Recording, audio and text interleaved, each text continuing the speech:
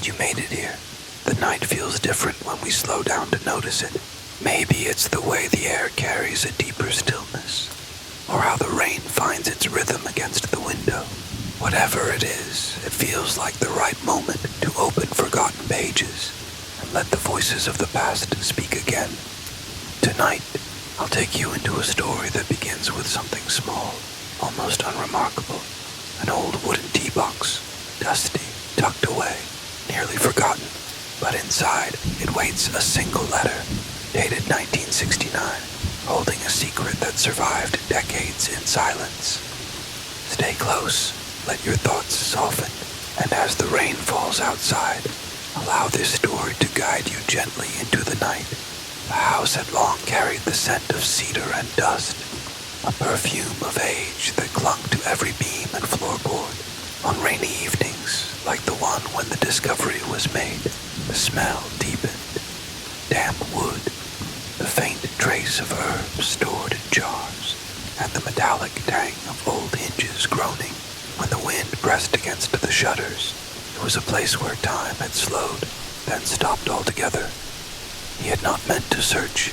His steps had been idle, his hands brushing past shelves cluttered with porcelain chipped at the edges, with glass jars fogged from years of moisture, with tins that rattled faintly when moved, as if holding nothing but echoes. It was behind such a stack of tins that he found it. A small wooden box, darker than the shelf itself, its grain almost blackened as though it had absorbed decades of shadows. The box was unremarkable at first glance. No ornamentation, no carvings to tell of its maker. Only the brass clasp, dull and stubborn with rust, gave any suggestion of care once given. When lifted, it betrayed its age with a hollow sound, lighter than expected, as though emptiness itself had been sealed inside. Yet there was weight there too, not of matter but of memory, the kind that waits in silence until someone dares to break it open. He sat at the kitchen table, the rain whispering against the window panes, a low percussion that seemed to steady his breath. With cautious fingers he pressed the clasp. It resisted, then yielded with a brittle snap, as if the past itself had sighed. The lid creaked open, and inside, instead of tea leaves or spices, lay only a folded piece of paper. The letter had yellowed with age, its edges curled like leaves. Pressed between the pages of forgotten books, the ink had bled slightly into the fibers, yet remained legible. A voice frozen in strokes of faded blue. At the top, a date, July 17th, 1969. Below it, the words that changed the air in the room. If you are reading this, it means I am no longer here. He paused. Outside, thunder rolled distantly, its low growl almost gentle, as though urging him onward. The words trembled in his mind. Whoever had written this had expected to vanish, to leave behind silence broken only by these lines. He lifted the letter carefully, feeling the fragility of the paper, the way it threatened to crumble under touch. A smell rose from it, faint but distinct, of old ink, of cedar dust, of something sweet and gone, like dried roses long faded. Holding it was like holding the memory of a hand he had never touched. For a moment, he closed his eyes, hearing only the rain. It struck the roof in waves, sometimes soft, sometimes sharp, as though nature itself leaned closer, eager to know what the letter carried. Shadows stretched across the table, reaching like fingers from the flame of the single lamp he had lit. The room no longer felt empty. It felt watched, not by menace, but by expectation. He thought of placing it back, of closing the box and sliding it again, behind the tins, letting dust reclaim it. Some things are safer untouched, some voices kinder left unheard. But another truth pressed harder. Once seen, once read. There is no unseeing. The letter had waited, had chosen this moment, and now it demanded to be known. So he opened it further, eyes tracing the loops and lines of a stranger's hand. The words did not read like farewell. They read like confession. They carried the weight of love or guilt, of something too heavy to carry into silence. And as the storm outside deepened, as lightning flickered faintly across the curtains, he understood. This was not merely a letter. It was a door, and once he stepped through, the past would no longer stay behind him. He read the first lines once, then again, each time more slowly, as if the ink itself might reveal hidden meaning. The longer his eyes lingered, the handwriting was deliberate, the curves of each letter steady, though faint tremors betrayed the writer's age or urgency. The words began not with explanation, but with memory. There was a garden once, filled with jasmine and rain. If you remember it, then perhaps you remember me. The reader did not remember, and yet, strangely, the garden appeared before his mind. He could smell damp earth, the sweetness of blossoms opening in dusk, the faint resinous bite of pine trees beyond a stone wall. He could hear water dripping, see shadows moving gently as though stirred by a breeze not his own. It was as if the letter carried not only words but impressions, fragments of a life woven into the paper itself. He shook his head, uncertain if he was dreaming, or if the storm outside had carried him into some half-waking trance. The letter spoke of evenings by the river, of a voice singing softly as the sun sank behind hills, of promises made beneath a sycamore tree that bent toward the water. We swore then, the letter said, to remain until the world unmade us. But the world is clever, and it knows how to break even what feels eternal. The rain tapped faster against the glass, like 1,000 tiny fingers urging him to read on. Thunder hummed far away, low and patient, as if the sky itself wanted to listen. He looked up, the kitchen suddenly foreign. The shelves seemed to lean closer, jars catching the lamplight like unblinking eyes. The letter had awakened something, not only in his imagination, but in the room itself, as though the walls carried echoes of what he read. The next paragraph was softer, more intimate. It described a woman's hands, their warmth, the way her fingers traced the edge of a cup, the way they trembled when she laughed too hard.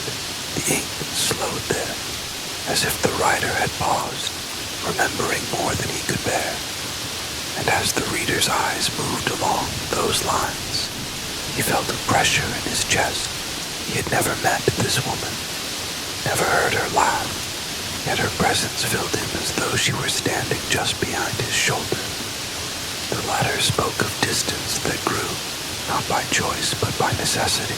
It hinted at letters never sent, at nights filled with a silence so heavy it bruised the heart. To love is easy, it said. To remain unseen, unheard, is what corrodes the soul.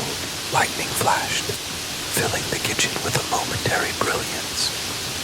In that instant, he thought he saw movement, not in the corner of his eye, but reflected in the glass of the window. A figure, a shadow leaning forward. But when he turned, there was only the room, the lamp, the rain. He returned to the letter, hands trembling now, but not with fear. The voice of the writer had become too familiar, too close. It was as if someone had bent across time and whispered directly into his ear. The words carried longing, not despair. Even in sorrow there was tenderness, as though every memory of pain was wrapped in love. If you have found this, the letter said, then know you are not alone in the world.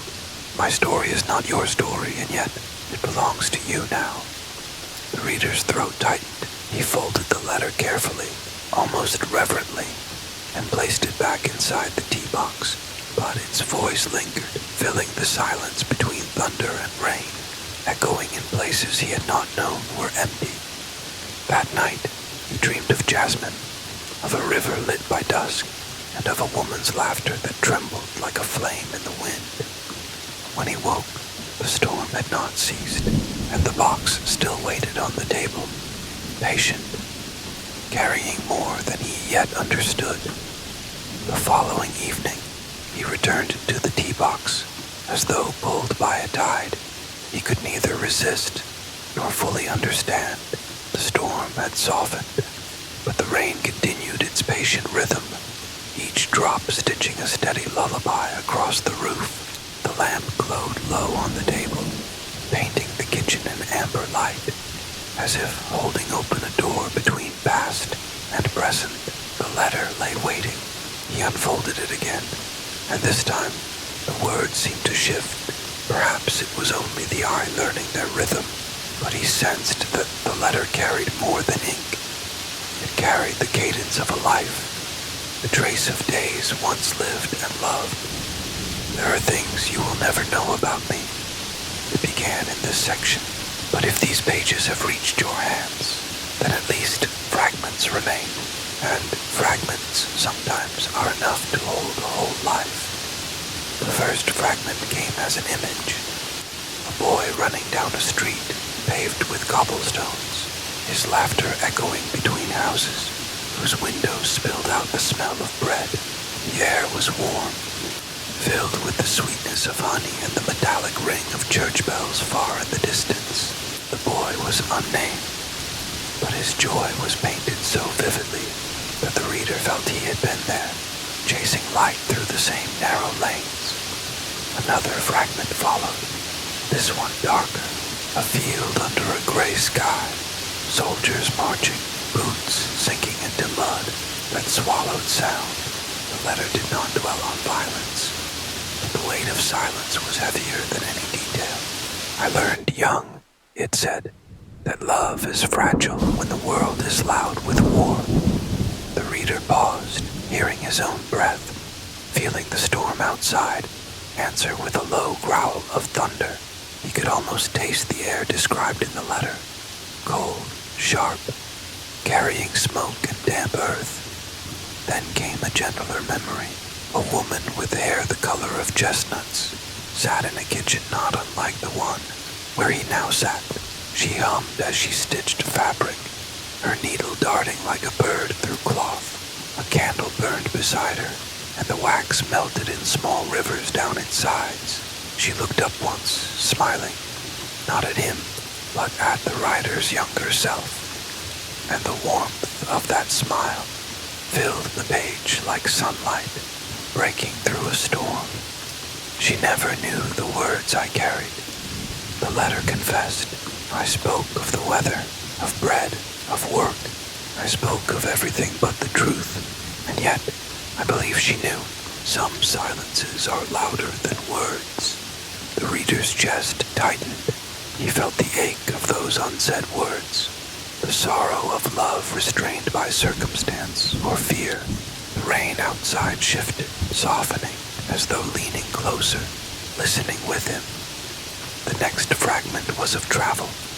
Trains rattling through valleys, their smoke mingling with mountain mist. He saw a hand pressed against a window, the reflection of eyes searching the landscape for something unnamed. The letter lingered here, describing not the destination, but the act of moving itself, the way the body carries longing when it has no place to rest. And finally, the writer's hand grew heavier, the ink blotting slightly as though pressed harder into the page. If I could give you one truth, it said, it is this. Life is not made of years, but of fragments. They arrive, they fade, they return, when you least expect them.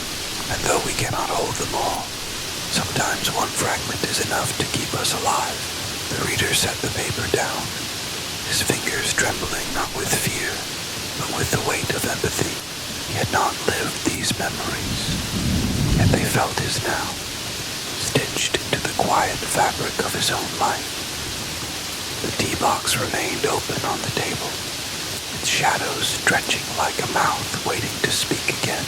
He leaned back, listening as the storm outside released another sigh. In that moment, he understood. He was no longer simply reading. He was remembering for someone else. He had become the keeper of fragments, too fragile to remain in silence. The rain had lessened into a soft drizzle, as though the sky itself had grown weary of its own weeping. The reader lit a second candle that evening, its flame trembling but determined, and placed it beside the tea box. The box looked smaller now, as though the weight of the words inside it had shifted his perception. He reached for the letter again, but something inside urged him to pause. He did not open it right away. Instead, he rested his hand on the lid and allowed the silence to speak. There was a presence in that quiet, a sense that the room was no longer entirely his. At last, he unfolded the paper. The script, steady though softened with age, carried the same tone, intimate, measured, yet building toward something heavier. It felt less like a letter and more like a careful preparation, the hand guiding him toward a truth that could not be rushed. "If you are still with me," the letter began, "then you have carried my fragments long enough to see the pattern. But before I tell you what lies at the heart of it all, you must understand the cost of silence." The words seemed to reach beyond the page. The reader felt them in his bones, as though silence itself had grown heavier in the room. The writer described days lost to hesitation, moments when the truth lingered at the edge of the tongue, but never crossed the lips. In one scene, a train station stretched endlessly, smoke curling upward like restless thoughts.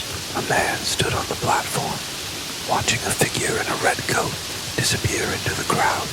The letter lingered here, almost unwilling to let the figure vanish. But it did. One word, the writer confessed, would have changed everything. But I said nothing, and silence became my shadow. The rain tapped against the window, each drop echoing that silence. The reader felt his own regrets surface, words unsaid, choices deferred, doors never opened. It was as though the letter held up a mirror, one that reflected not only the writer's life, but his own. Then came a gentler passage, as if to steady him. The writer described sitting by a river at dusk, the water carrying the last light of the sun. He wrote of watching the ripples and realizing that even silence moves. It expands, it touches, it travels further than we can see. And so, the letter whispered, what we do not say finds its way into others. Silence is not empty. It is heavy with all we leave behind. The reader shivered, not from cold, but from the strange intimacy of the thought. It was as though the letter was speaking directly into the hollow spaces of his chest. The next fragment described a wooden drawer, the very box now before him, though the writer could not have known he would hold it decades later.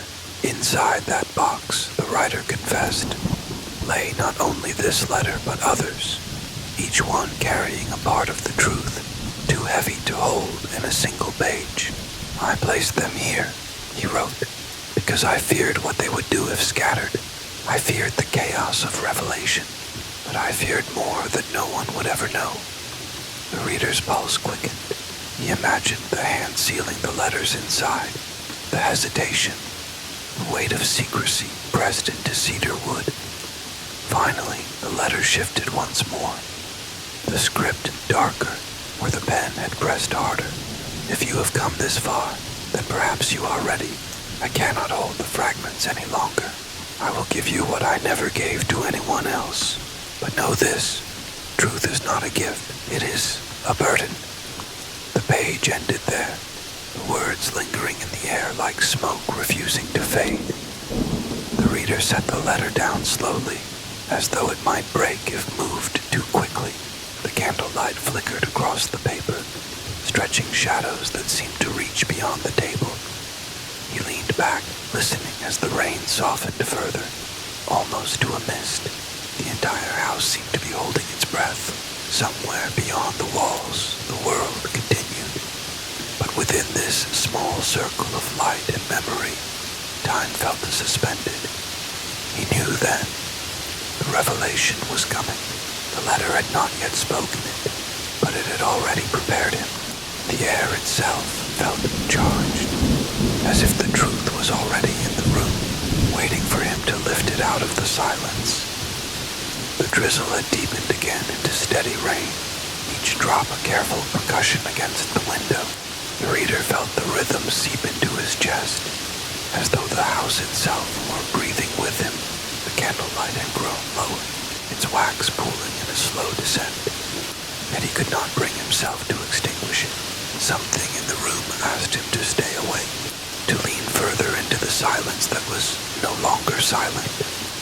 He lifted the next letter, the paper heavier now, its fold sharper, as though the act of writing had pressed not only ink into the page, but weight into its very fibers. His hands trembled slightly as he unfolded it, for he knew this was not a fragment of memory. It was confession.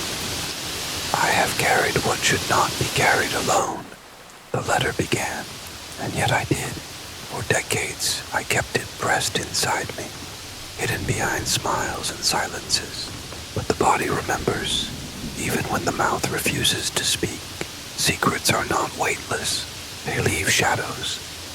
The reader paused, feeling the words sink into him. He looked around the room, and for the first time, the shadows cast by the candles seemed not decorative, but alive, stretching, listening. He leaned closer. The writer described moments of almost speaking, almost unburdening. A night by a fire, when the flames cracked and danced as though urging him to let go. A morning walk beneath the pines. The scent of resin sharp in the air. The quiet path begging for truth, but always the words froze before reaching breath. I told myself I was protecting others. The letter continued, but what I was protecting was my own fear. I feared their eyes, their silence, their turning away, and so I allowed the secret to grow teeth inside me. The rain intensified, the rhythm now uneven, like a heart under strain. The reader felt his chest tighten. He thought of secrets he too had held, small ones perhaps, but enough to weigh down dreams. He wondered what it meant to live decades with such a burden. The writer's voice shifted then, less confession, more warning. If you are holding anything now, do not let it linger. Secrets devour the hand that feeds them. They carve hollows in the heart, until nothing is left but echo, and echo cannot love. The words made the reader shiver. He felt as though the air had dropped in temperature. The candlelight dimmer, the rain colder. He rubbed his thumb across the edge of the paper, grounding himself in its texture. Rough, fibrous, real. Then came an image, vivid and inescapable. The writer described a wooded bridge stretching across a valley. Beneath it, a river roared, carrying branches, leaves, the wreckage of storms. I stood on that bridge once, the letter confessed, and nearly let it all go. The secret, the silence, the weight. I wanted the water to take it from me, but I did not step forward. I walked away, and so I carried it longer. The reader could almost smell the damp wood of the bridge, feel the mist rising from the river below. He felt the ache of that moment, the almost release denied, the choice to keep walking with the burden, rather than surrender it to the current. The letter grew slower, more deliberate, as though the hand that wrote it had paused often, unsure whether to continue. Now I understand that secrets are not kept. They keep us. They hold us where we would not stay. They shape us into shadows of ourselves. And so I leave mine here, in these pages, in this box, in your hands. Whether you forgive me or condemn me, I cannot say. But know that what I tell you next has been locked inside me longer than breath deserves. The reader stopped, holding the page as though it might slip away. The rain softened again, as if exhausted by its own intensity, and the house settled into a hush. It was not peace, but suspension. He set the letter down carefully, almost reverently. His pulse was unsteady, his thoughts restless. He felt the presence of the writer more vividly than ever, as if Amarante herself were in the room, whispering through the flicker of the flame. And he realized the weight was shifting, slowly, painfully, but undeniably. The secrets were leaving their box, no longer content to remain hidden. And though he did not yet know the final truth, he knew one thing with certainty. When it arrived, it would change not only the writer's past, but his own present. The candle guttered, the wax collapsing into itself, and the room breathed with him again. The rain sang low. The air smelled faintly of smoke and damp wood, and in the silence after the last word of the letter, he felt the burden settle into his chest, not yet his to carry, but close enough to know its weight. The candle burned lower, a fragile flame licking the edges of shadow.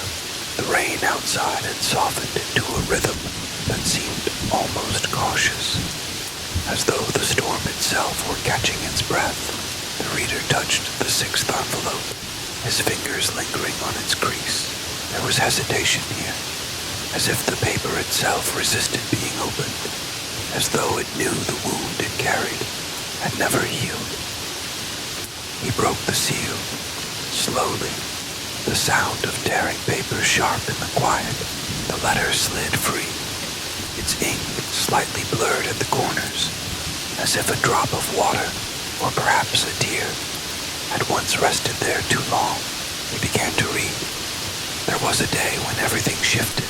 The letter began, not with thunder, nor with flame, but with silence. We were standing in the same room, breathing the same air, and yet it felt as though we were separated by an ocean too wide to cross. That was the day the fracture appeared, and though we pretended otherwise, nothing was the same again. The reader's chest tightened. He imagined two figures standing across from each other, the rain of memory falling between them. He could smell the dampness of the room described, could hear the faint ticking of a clock that no longer comforted but accused. The letter continued, painting the scene with aching detail. The writer described the way his lover's hand trembled on the windowsill, the scent of tobacco lingering on the air from a cigarette half-smoked and abandoned. The texture of the rug beneath their feet was rough, scratchy, a thing once unnoticed but suddenly unbearable. Every detail sharpened, as though the fracture magnified what had once been invisible. We spoke, the letter went on, but our words collided, never landing.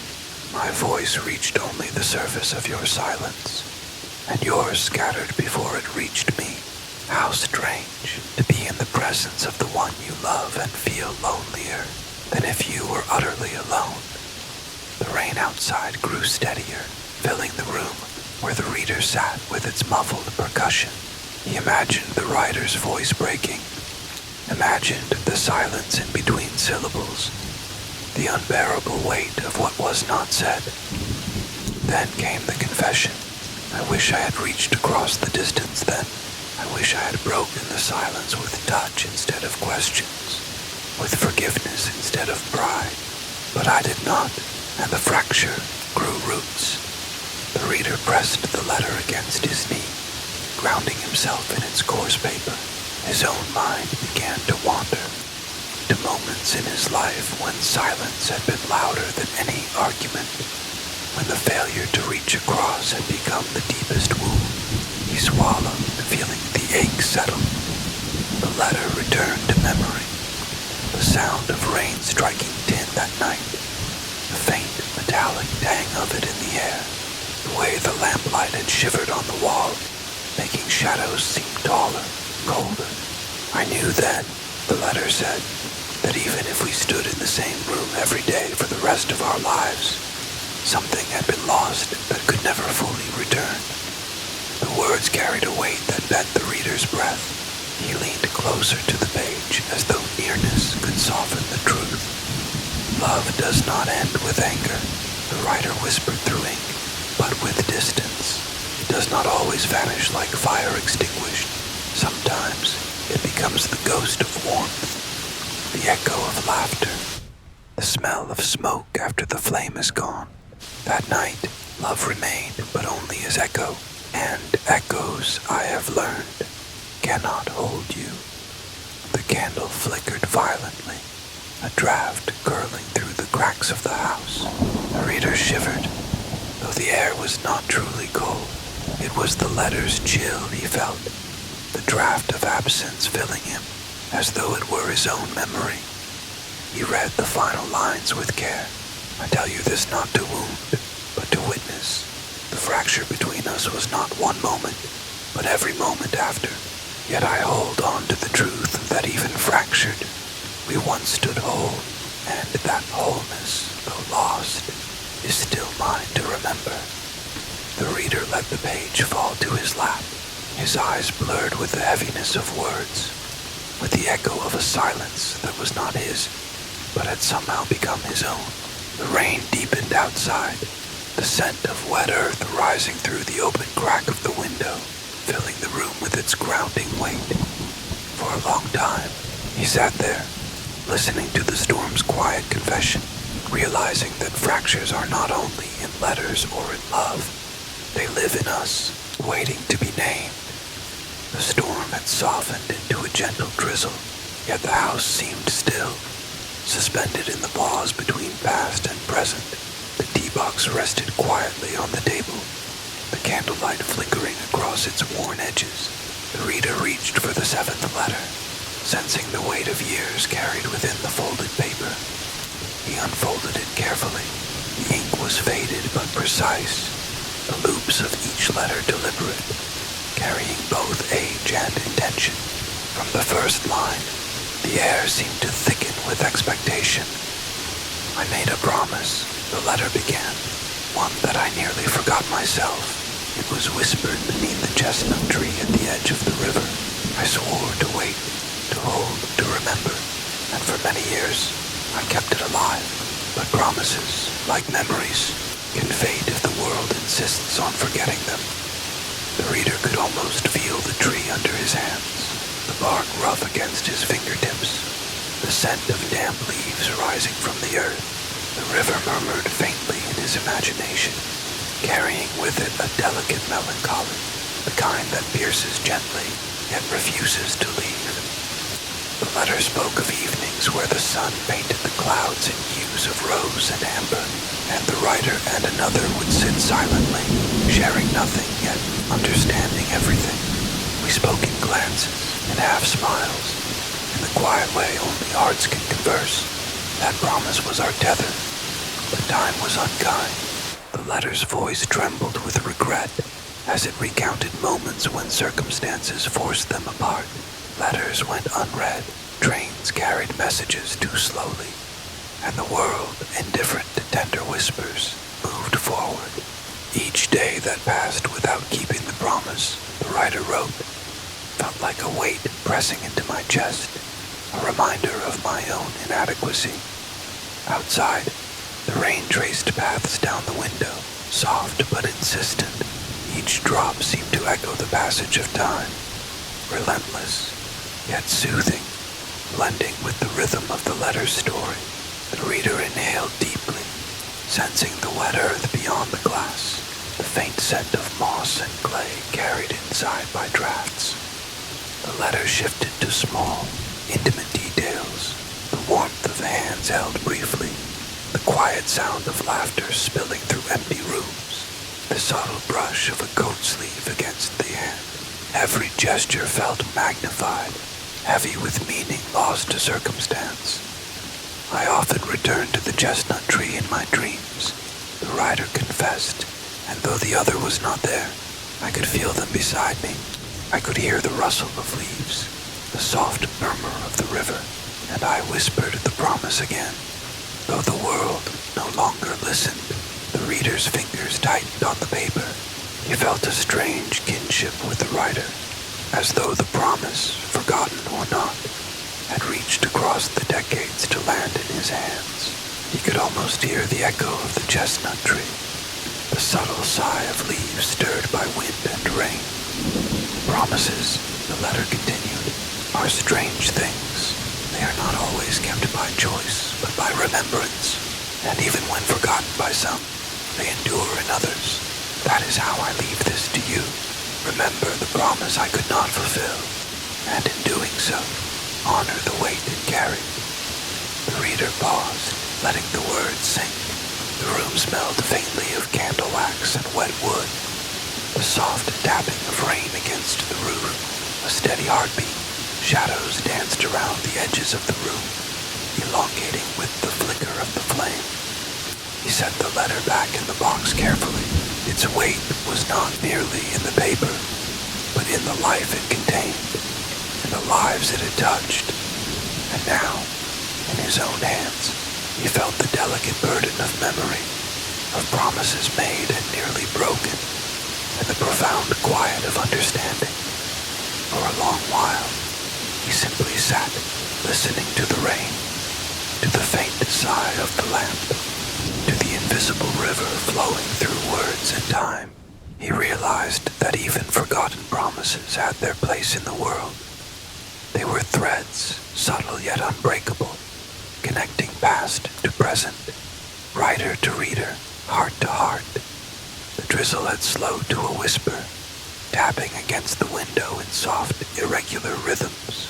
The candlelight danced across the walls, casting shadows that shifted like slow memories, waking from sleep.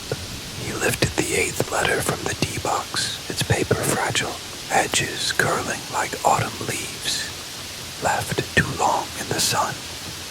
Memory is a river, the letter began, and sometimes it bends in directions we never expect. What was once forgotten returns in fragments, like leaves carried along its current. You may not recognize it at first, but it shapes the contours of your heart nonetheless. The reader could feel the weight of the words, heavy yet fluid, like the river itself. The scent of damp earth seemed to rise from the page, mingling with the faint aroma of tea leaves that had long since faded, but lingered in the mind. The letter spoke of a garden, not unlike the one glimpsed in previous fragments, where sunlight once fell softly across moss and stone. I walked there often, though unseen. The writer continued. I traced the paths we once dreamed of, listening for your voice in the rustle of leaves, in the whisper of wind through the branches, and sometimes memory returned to me as vividly as if you were still beside me. The reader imagined the scene. Sunlight breaking through heavy clouds, droplets clinging to petals, the faint hum of bees, too distant to be more than a suggestion. The air smelled of rain-soaked soil and jasmine, rich and lingering, carrying with it a bittersweet ache. The letter shifted to a memory of laughter, soft, hesitant, a sound that had once been full of hope. I remember the way your smile lit corners of rooms I did not know were dark, and though years have passed, memory brings it back as if no time has passed at all. Thunder rumbled faintly in the distance, a gentle reminder of the storm outside, and the reader felt the words resonate with the same rhythm.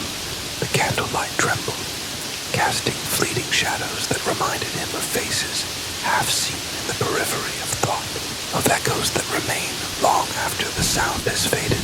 Memory can be cruel, the letter admitted, because it returns what we long for most when we are least prepared. But it can also be a comfort, carrying fragments of those we love, even if they are no longer near. Sometimes, the heart holds more than the body ever could.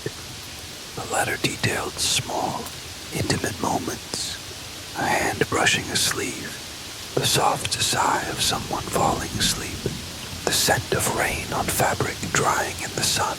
Each fragment was a thread, delicate yet unbreakable, weaving the present and the past together. The reader felt the pull of these memories, their weight pressing softly yet insistently against his chest. He could almost hear the rustle of leaves, See the sunlight filtering through branches. Feel the warmth of the imagined touch. Do not fear the return of memory, the letter whispered.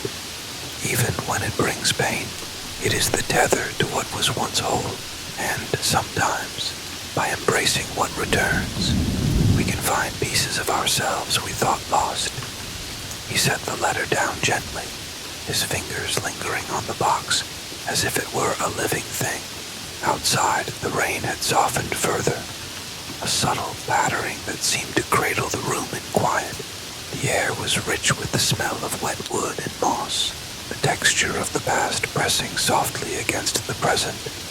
For a long moment, he simply listened, to the rain, to the faint sigh of the wind, to the quiet heartbeat of memory returning.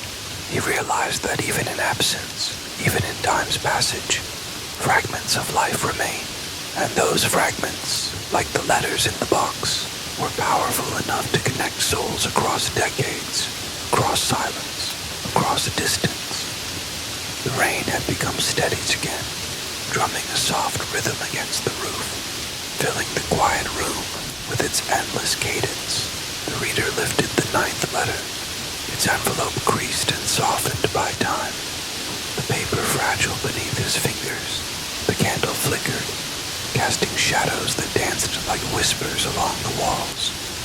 Words have a life of their own, the letter began. They echo long after they are spoken, lingering where no one is listening, shaping the spaces between people, stretching across time. I have spent my life listening to those echoes, hoping they might find someone who understands. The reader felt a shiver run down his spine. He could almost hear the resonance of unspoken words, the faint hum of conversations long past, the laughter that never reached its end. Outside, the rain pattered on the window pane in irregular rhythms, as if marking each word with its own beat. The letter spoke of evenings spent in quiet rooms, the writer tracing the edges of ink-stained pages while thinking of someone far away. I wrote letters I never sent, spoke confessions into empty air, and yet I felt the echo return to me in unexpected ways. Memory is not kind, but it is faithful. It repeats what the heart cannot let go. The reader could smell the faint tang of ink, mingling with the scent of wet earth and old wood. He imagined the writer sitting at a desk by a rain-streaked window, fingers trembling, candle smoke curling into the still air, and the soft scratching of pen across paper filling the silence. I remember the words I meant to say. The letter continued. Not all of them reached the ears of the one I loved. Some were swallowed by pride, some by fear, some by the simple passage of time, but they remain, trapped in the space between thought and expression, echoing until they find someone who can carry them. The rain outside grew heavier, the room alive with the soft percussion of water on glass. The reader felt the echoes in his own chest, as though the words had skipped decades to reach him, vibrating in the quiet spaces of memory and emotion. The letter spoke of subtle gestures, the brush of a sleeve against a hand, the almost inaudible sigh of a lover, the scent of coffee left cooling on a table. Each small fragment, the writer claimed, held more meaning than any grand declaration, for they were the echoes that lingered, the truths that remained unbroken by time. Listen closely, the letter whispered, and you will hear the echoes of what I never said aloud. They are yours now, to carry, to understand, to cherish. Words, even when unsaid, find their way. They linger, they transform, and sometimes they heal. The reader set the letter down gently, feeling the paper's texture pressed against his palms. Rough yet tender, outside the storm's rhythm softened into a gentle patter, the scent of rain and damp wood drifting in, mingling with the faint aroma of candle wax.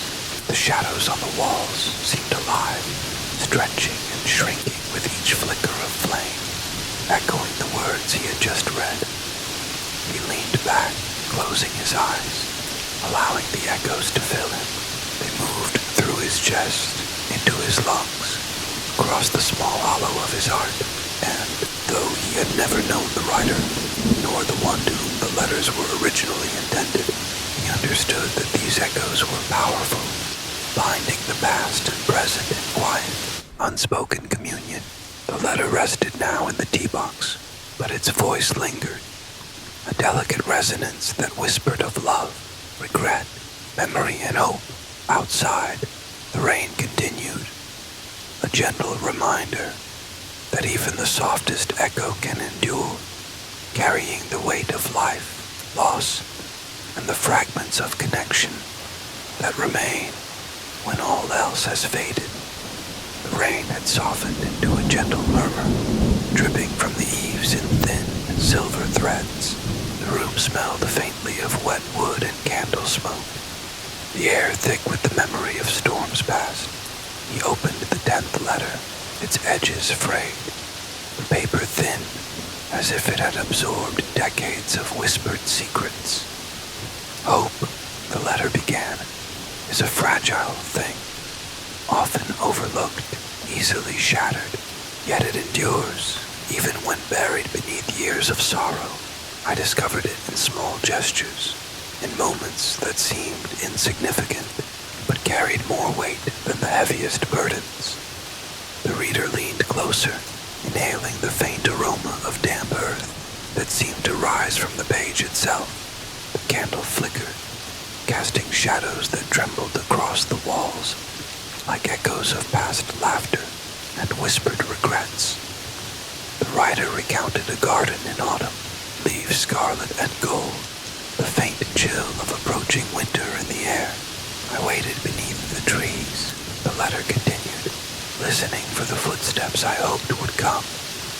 And though often they did not, the wind itself seemed to carry a promise, a reminder that nothing truly disappears. Outside, the rain fell more steadily now, the soft percussion, a lullaby of memory. The reader could almost hear the rustle of leaves, the distant hum of the river, and the subtle sigh of wind through the branches.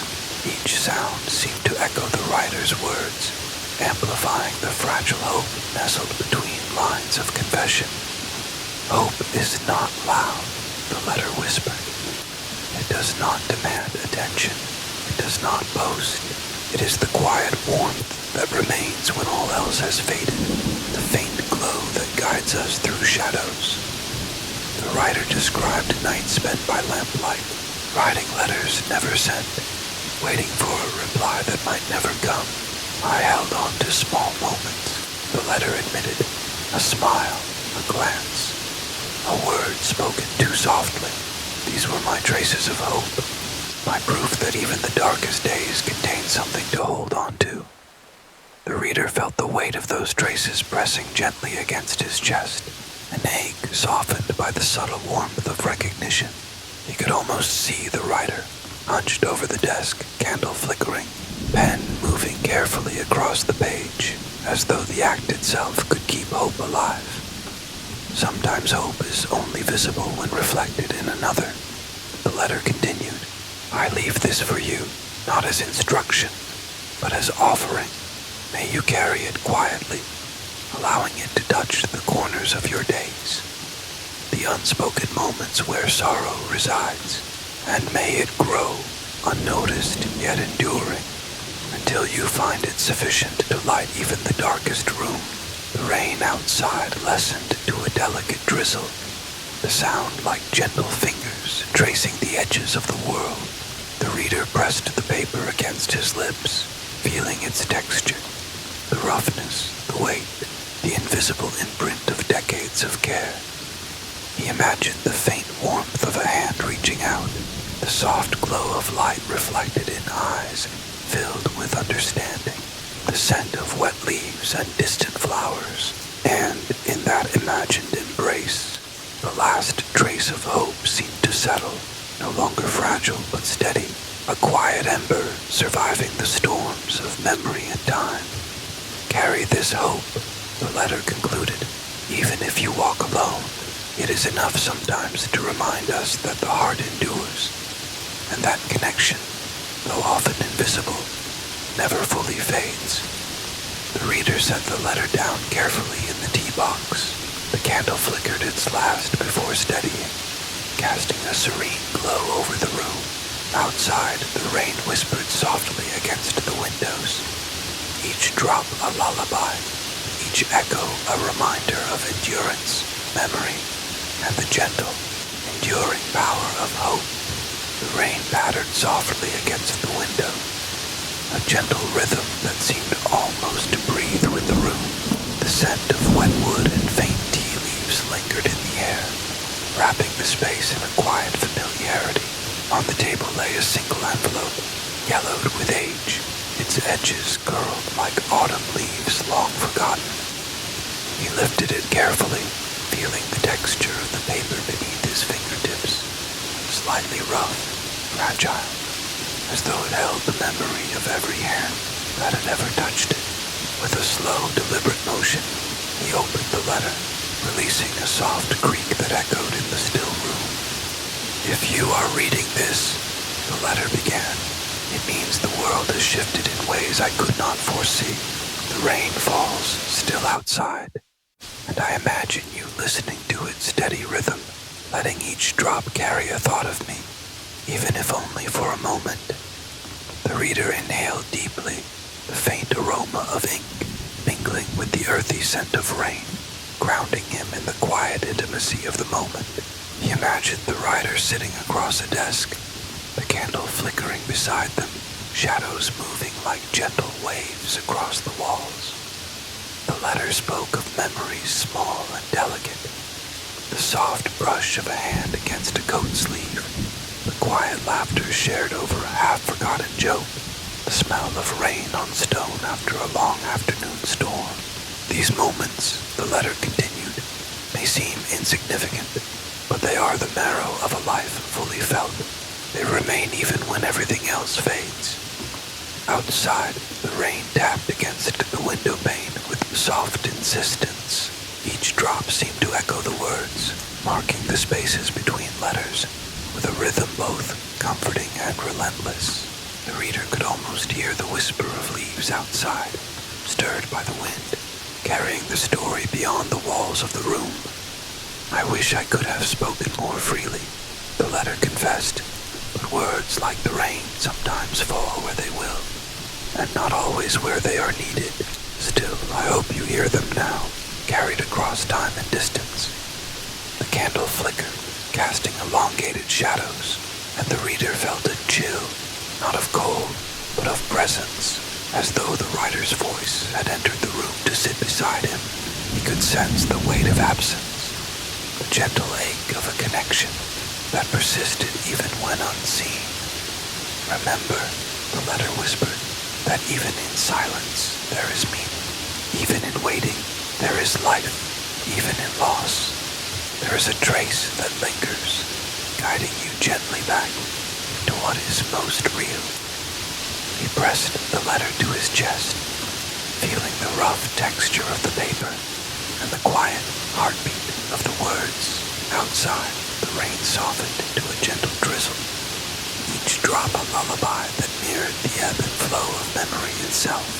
The scent of damp earth rose faintly through the cracks in the window, mingling with the faint smoke of the candle wax.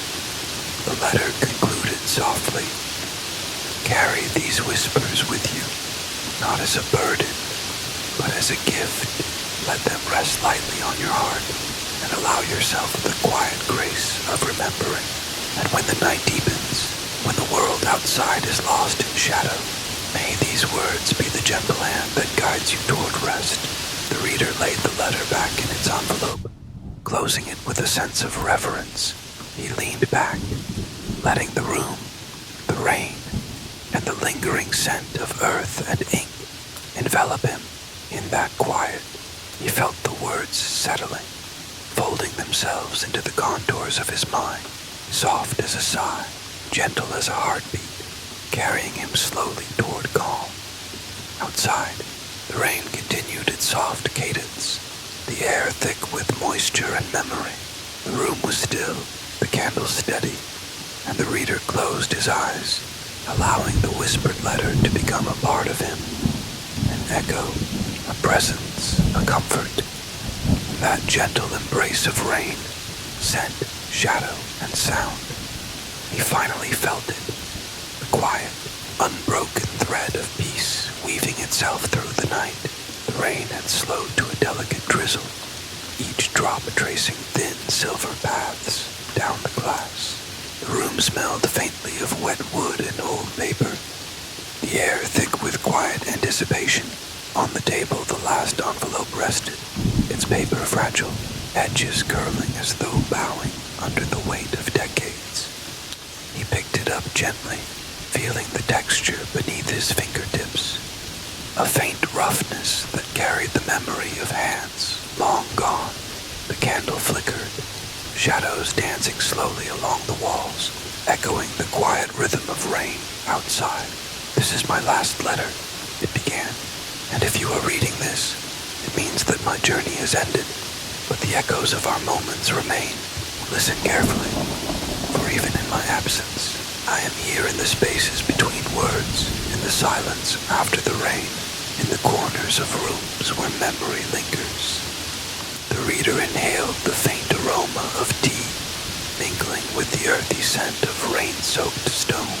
He imagined the writer sitting by a window, candlelight flickering across their face, pen moving with a deliberate tenderness as they poured decades of emotion into this single message.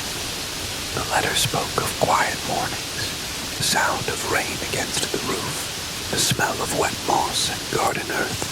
"I remember the way sunlight fell across your hands, the soft brush of your fingers against mine, the faint laughter that we shared but never fully spoke aloud. These memories are my treasures, kept safe even as time has carried me away." Outside, the wind stirred, rustling leaves, carrying with it the distant, faint echo of forgotten voices.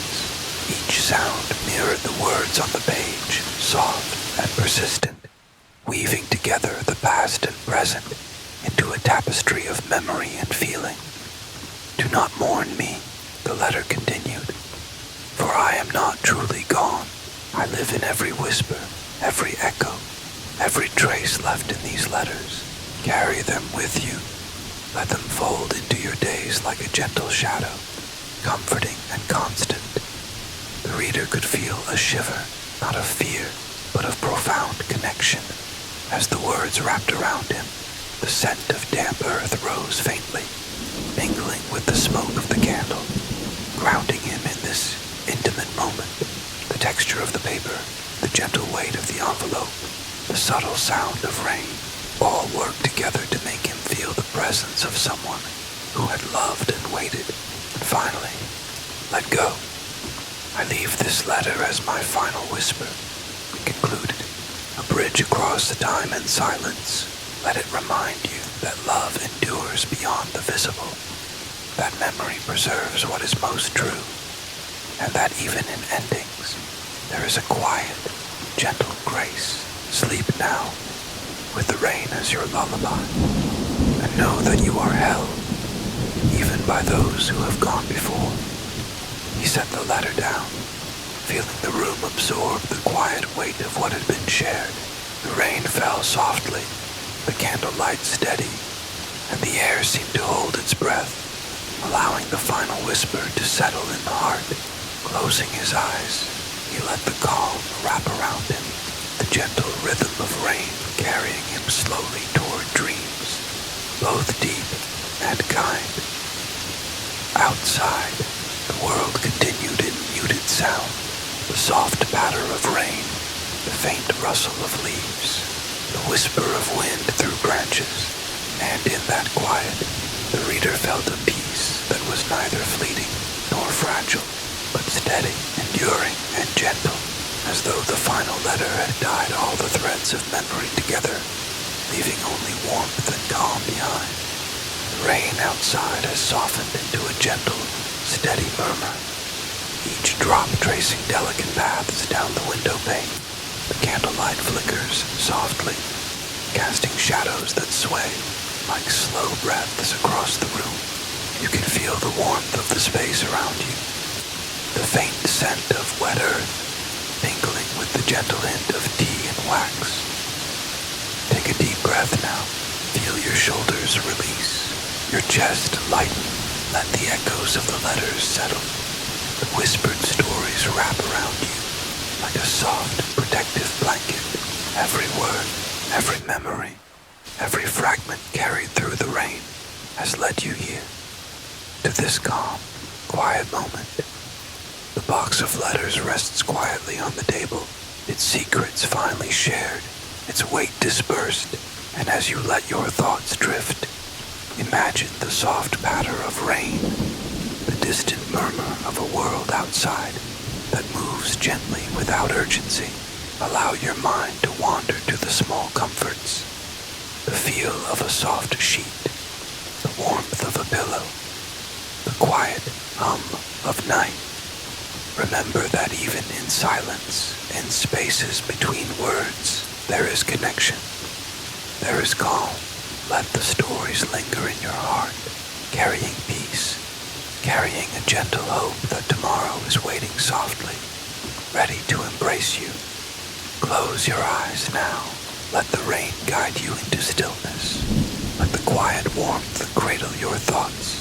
Rest here in this moment, letting the night carry you slowly, gently, toward dreams that are soft and kind. Until the next story, take care of yourself. Move through your days gently, and remember to notice the small, beautiful things that often go unseen. Wherever you are, whatever you're going through, know that you're not alone in this quiet space we share. I'll be here, waiting for you in the next video.